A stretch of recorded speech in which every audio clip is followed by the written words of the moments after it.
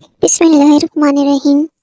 معراج کی تاریخ۔ طائف کے سفر کے بعد جس میں نبی کریم صلی اللہ علیہ وآلہ وسلم کو بہت زیادہ تکلیفیں پہنچائی گئیں، اللہ تعالیٰ نے نبی کریم صلی اللہ علیہ وآلہ وسلم کو مسجد حرام سے مسجد اقصیٰ تک اور مسجد اقصیٰ سے 7ویں آسمان تک اسی جسم اور روح کے ساتھ بیداری اور جاگنے کی حالت میں ایک ہی رات میں سیر کرائی، جس کو اسرا معراج کے نام سے جانا جاتا ہے۔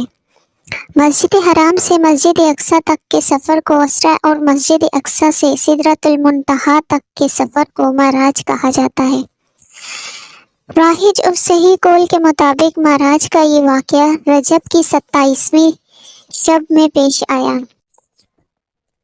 آزمائش کی سب سے منزلیں طے ہو چکی، تکلیف اور پریشانیوں کی کوئی قسم ایسی باقی نہ رہی جو آپ صلی اللہ علیہ وآلہ وسلم نے اللہ تعالیٰ کی راہ میں برداشت نہ کی ہو، اور ظاہر ہے کہ خدائے رب العزت کی راہ میں قربانی کا انجام عزت اور بلندی اور معراج ترقی کے سوا کیا ہو سکتا ہے۔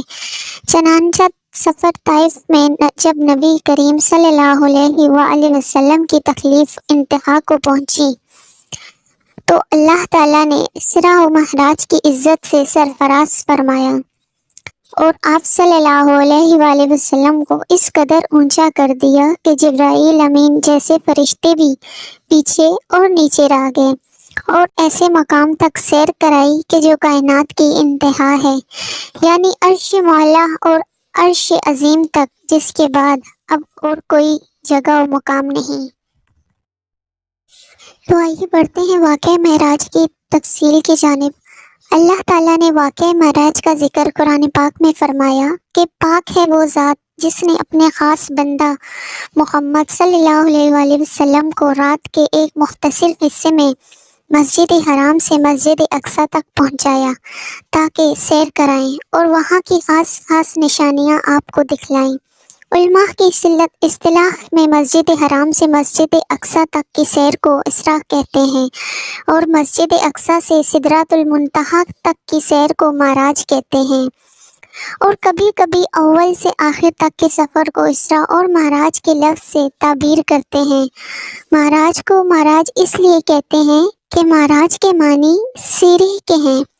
مسجد اقصیٰ جانے کے بعد حضور صلی اللہ علیہ وآلہ وسلم کے لیے جنت سے ایک سیڑھی لائی گئی، جس کے ذریعے حضور صلی اللہ علیہ وآلہ وسلم آسمان پر تشریف لے گئے، جیسا کہ ابو سعد خدری رضی اللہ تعالیٰ عنہ کی حدیث میں اس سیڑھی کا ذکر آتا ہے۔